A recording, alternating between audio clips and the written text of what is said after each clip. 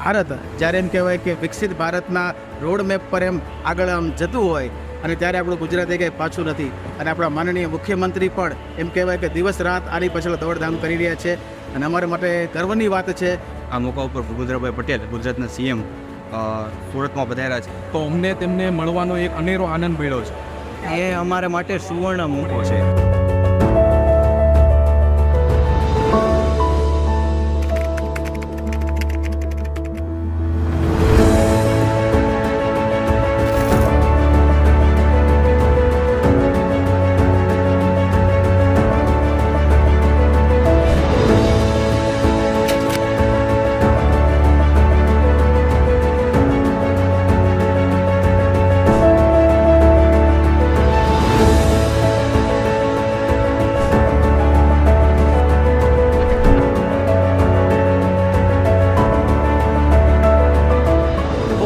અમારી સાથે Surat related, Gujarat related, education, food જેવી ઘણી બધી વાતો પર એમણે વાત કરી અને સુરતીઓ પણ આઈ હોપ કે બહુ ખુશ થશે આ વાત જાણીને.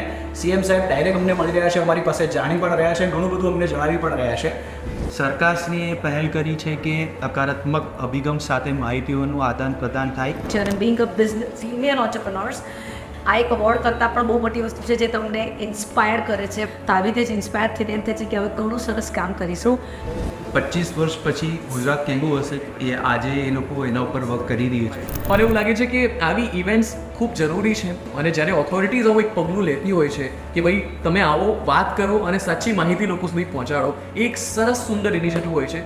જ્યારે તમારા લીડર થોટફુલ હોય તો લીડરશિપની વાત જ કંઈ અલગ હોય. મને લાગી રહ્યું છે કે આપણે જે વિકસિત ભારતની વાત કરી રહ્યા છીએ એનું એક આહવાન થઈ ગયું છે. ઘણી બધી ચર્ચાઓ એવી હતી જે સુરતના કે પછી આપણે ગુજરાતના ડેવલપમેન્ટને લઈને હતી. અમારું જે પ્રોસ્પેક્ટિવ અને અમને જે આઉટપુટ મળ્યું છે એ કાફી બહુ ફ્રૂટફુલ હતું.